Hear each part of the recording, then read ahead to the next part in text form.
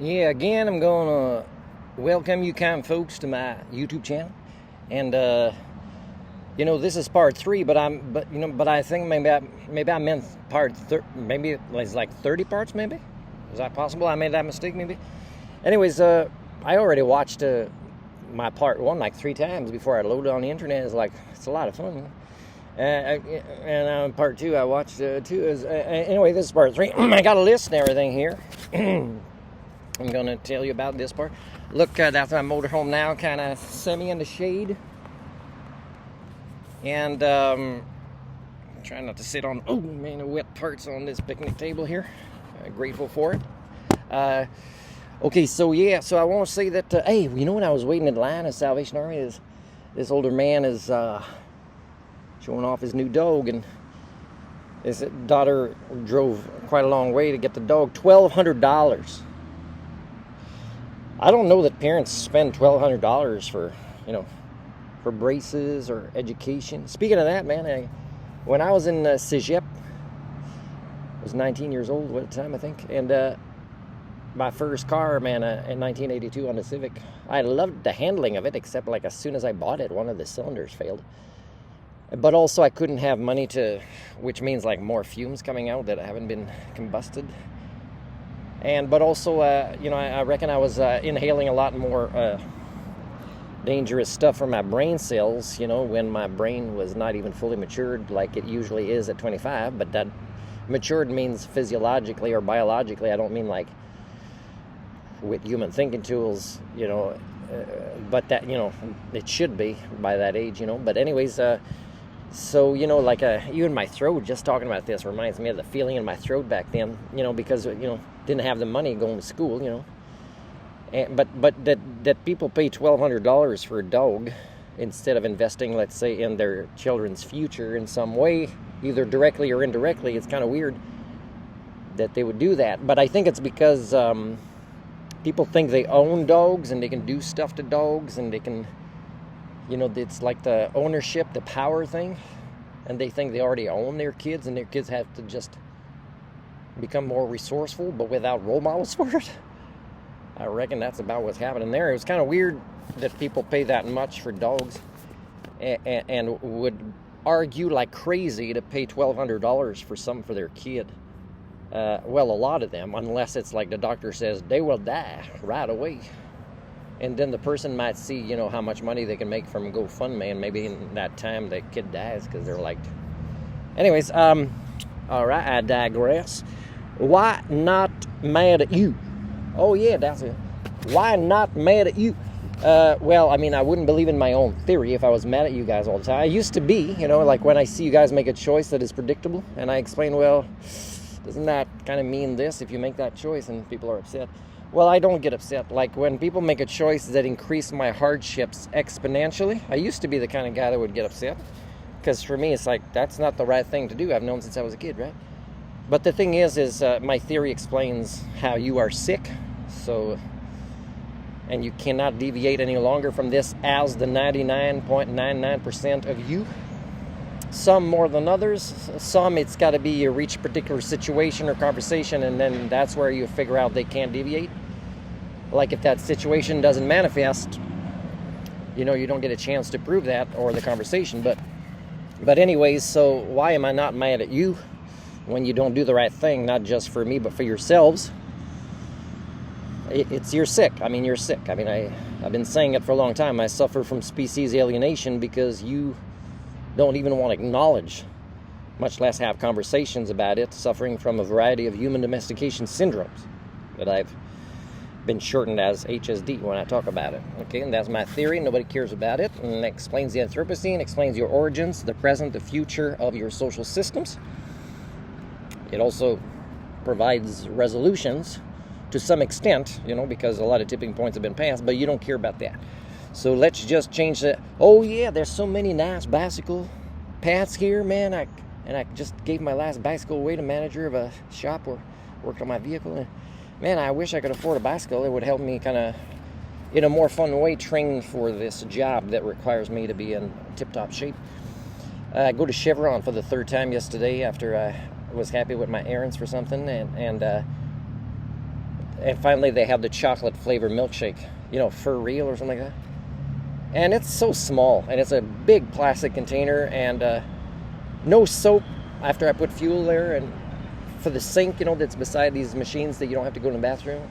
And it's like, I think the East Indian ladies, more and more young people are kind of brainwashed or indoctrinated to not care. Oh, no, most people don't wash their hands or use that sink. We just use it to dump, whatever from the drink machines.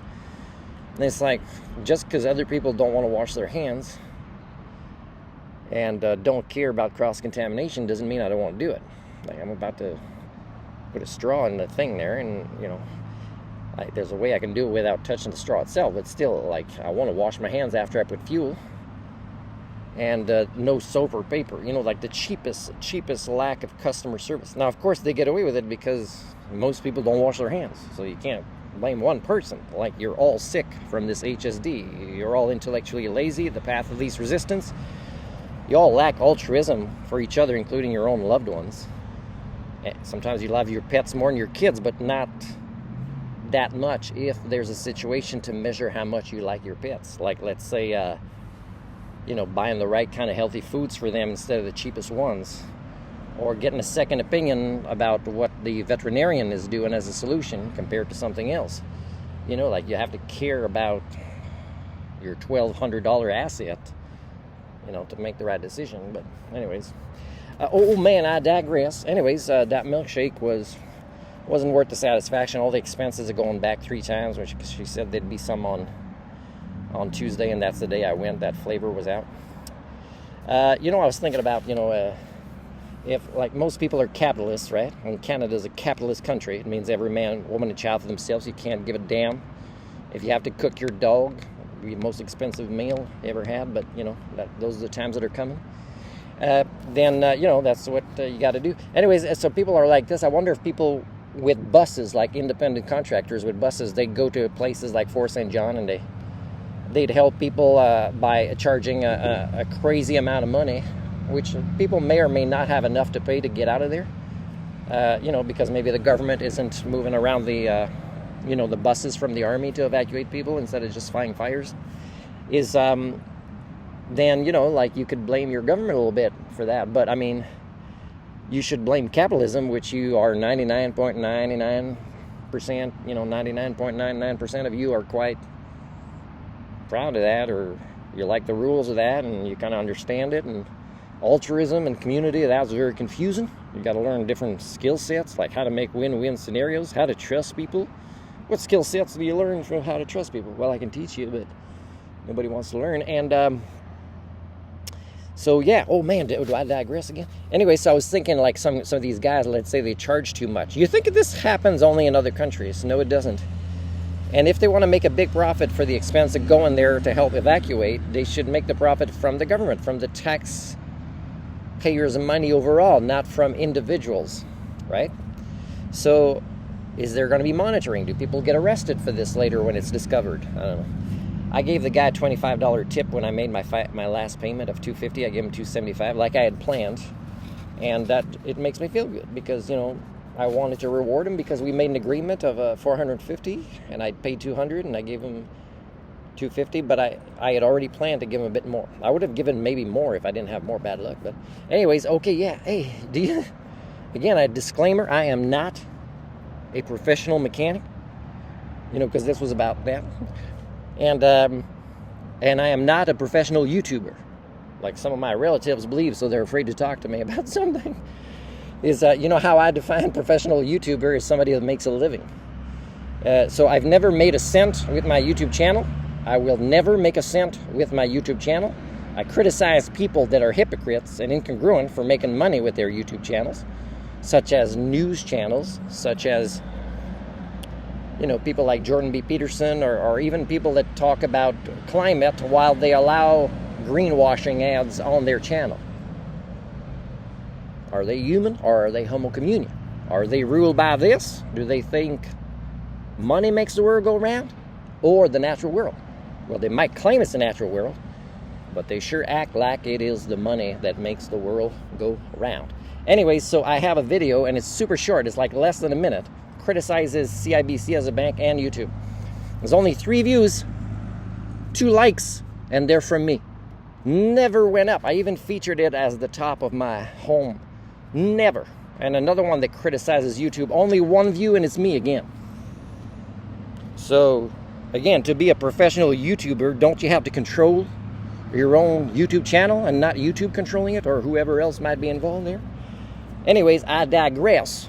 This is about mechanical work on the Moosey Cho. And Moosey Cho is a combination of 4 languages, supposedly. English, French, Spanish, and one in near the North Arctic, Inuit language. Supposedly it means thank you for many things. Oh, no, or grateful for many things. No, thank you for for everything. Thank you for everything. Something like that. Yeah, okay. Anyways, I am not a linguist. I'm a non-linguist and a non-certified mechanic. Yeah, so I did check my codes, speaking of mechanical work, and I'm still getting 23 as in the throttle body sensor, but the light's not on.